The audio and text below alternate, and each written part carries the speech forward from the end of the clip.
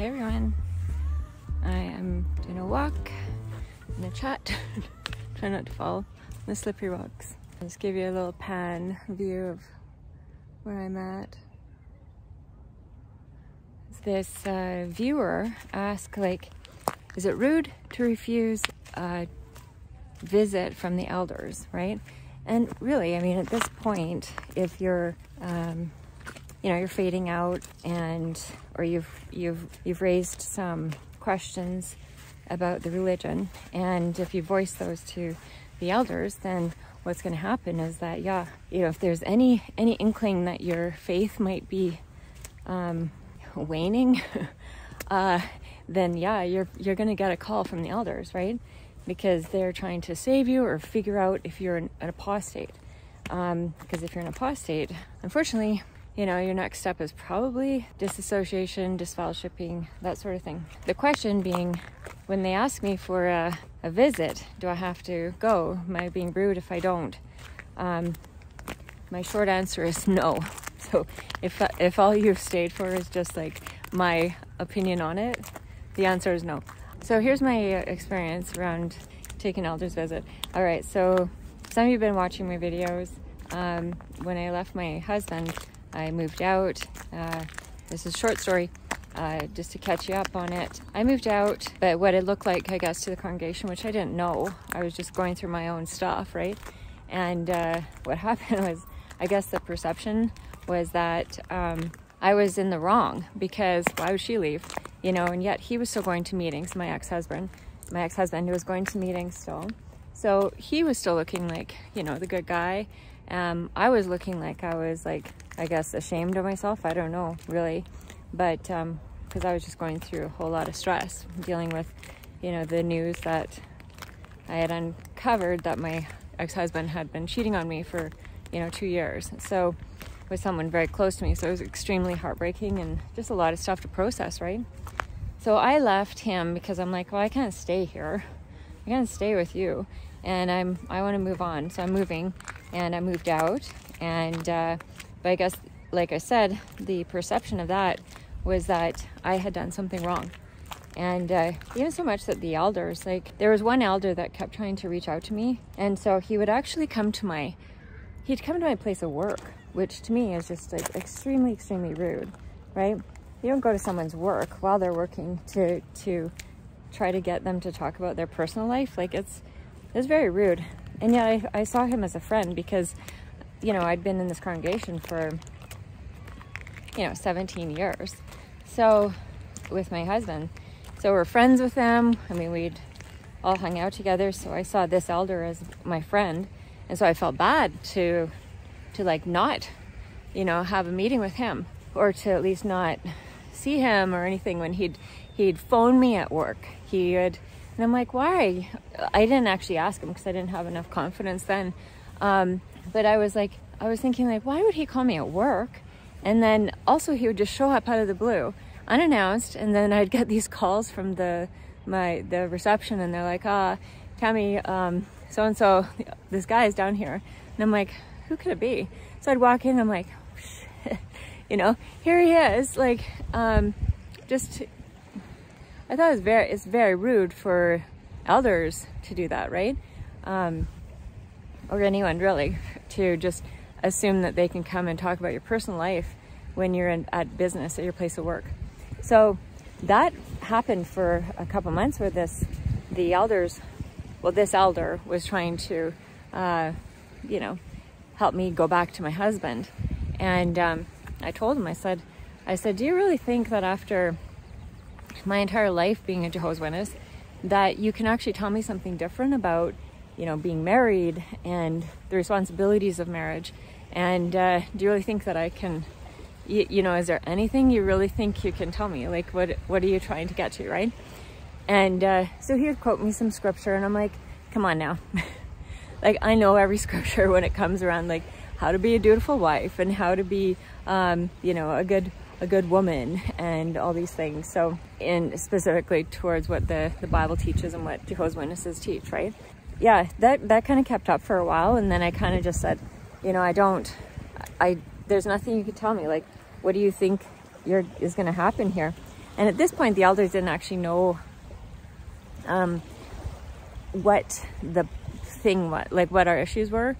And, you know, they didn't know about the affair and stuff like this. So, and I wasn't going to tell them because I'm like, it's honestly none of their business.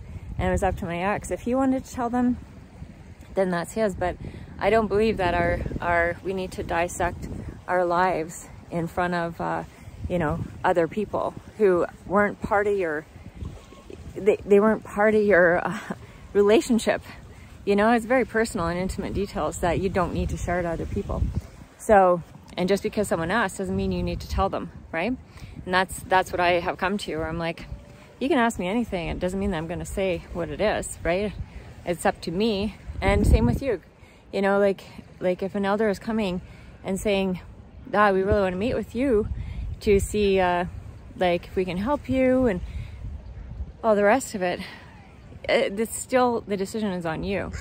And not to feel guilty or feeling like you're being rude.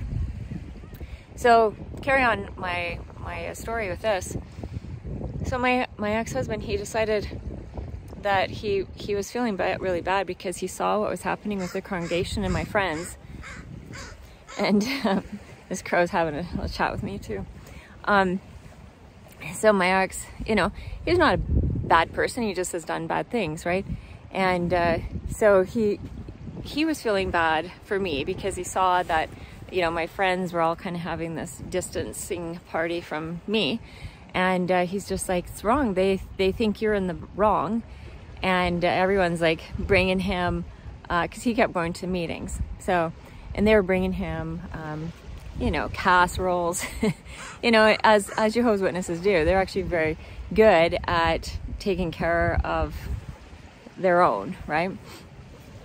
So, yeah, so all of a sudden they'd see he's on his own and poor him because she's left him, and this kind of drama that I hadn't really thought about or expected, you know.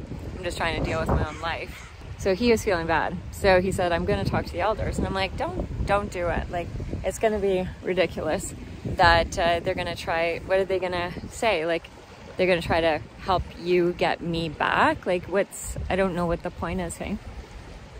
Anyways, he went to them. He ended up getting publicly reproved because he told them what had happened and all this. And because it was years prior that he had been hiding the secret from me and I guess everyone. But then I guess they went more lenient on him rather than just fellowshipping him. So they did publicly approved. So at that point, after he got, you know, publicly reproved, where he basically just loses all his privileges, you know, mic passing or whatever that is. That's all of a sudden, then I started getting people phoning me, and then the elders, you know, here's this one elder who was he was my friend, I thought, and I think he was anyways, but they have different roles, and I think it's hard for certain elders and people in those positions to know, because they have no training really. When he came out with that, he got publicly approved, and then the elders came back to me and they're like, we'd like to meet with you. You know, your husband met with us and he told us what happened, and so we'd like to meet with you. And so I'm like, for what purpose? Like, but I said, you know, okay, I will, because I felt like both of these elders were my friends, you know, all these years, like almost 20 years. And so I did meet with them. But I was so like, it's so intimidating. So when you're already, you know that it's just going to be a dissection of your life, which, you know, who wants that? And then basically to also go over, you know, trying to help you back. You know exactly what the agenda is. And so I met with them and I said, because they wanted to come to my home, and I'm like, nope, because I didn't actually, I didn't share my address with anyone because I didn't want, you know, Jehovah's Witnesses constantly on my door when I'm trying to deal with my life. I didn't tell anyone where I live, including my parents and grandparents, because they would have shared that as well, right? So they said, oh, we can come meet at your home. And I'm like, no. I said, no, we'll meet at this restaurant, and we'll just grab a booth there, and we'll have a chat. And so I get there, they're all dressed up, you know, as Jehovah's Witnesses, as the, you know, elders when they're in a official meeting. That's, you know, they dress up and all that, very professional. So it already felt like a little too formal as it was. I was coming from work, so I was like, you know, in office attire, so dressed up, I guess, as well. But so yeah, I get to the restaurant and they had their Bibles out on the table. And I'm like, really? This is so silly, so ridiculous. And at that point, I just felt so mad, because it was the presiding overseer that I was so close. I felt I was really close to him, you know, with his family and everything. But with him, we just had so many really, I thought, heart-to-heart conversations, you know. And over the years, like, of knowing him, and he had a great sense of humor, and I just felt like we had a connection, you know. And I hadn't heard from him in 3 months.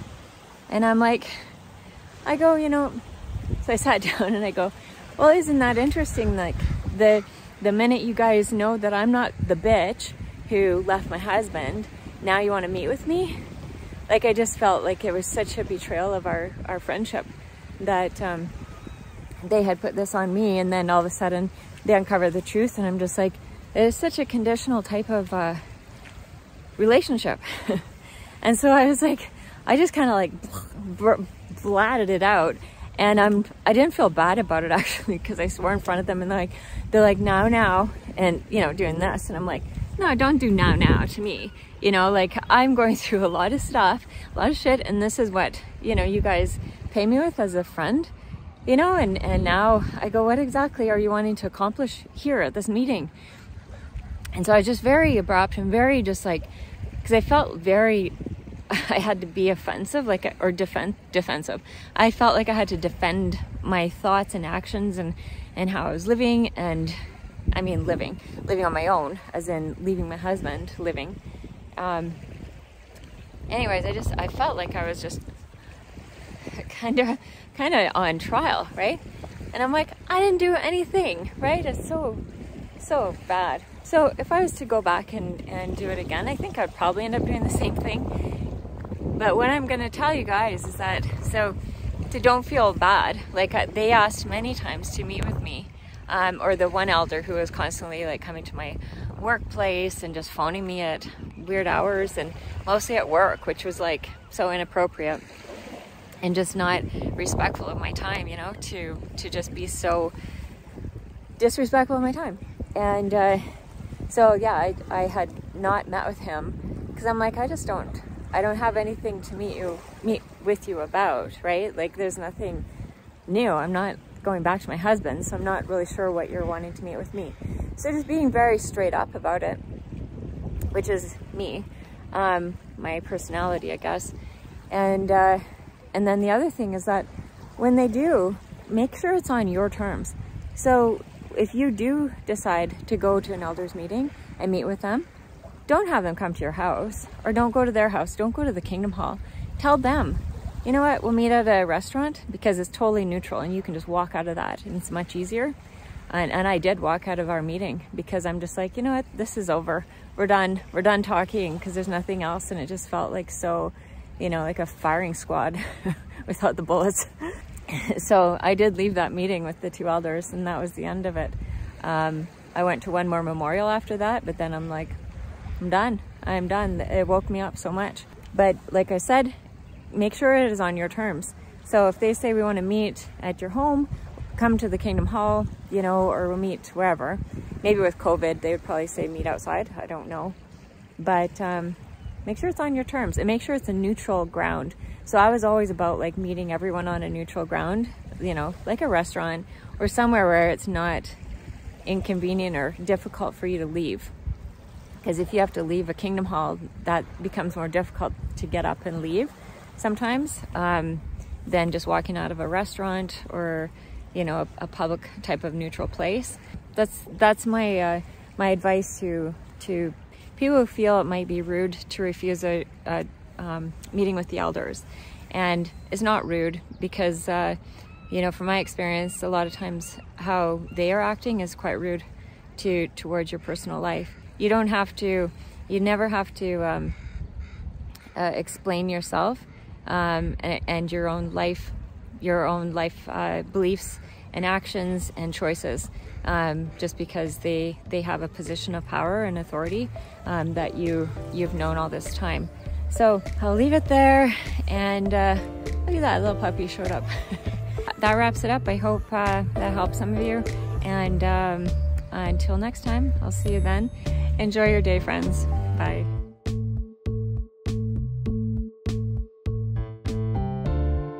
But yeah, I really love walking down here and just seeing all the birds. You know, they're fishing. There's actually, I can hear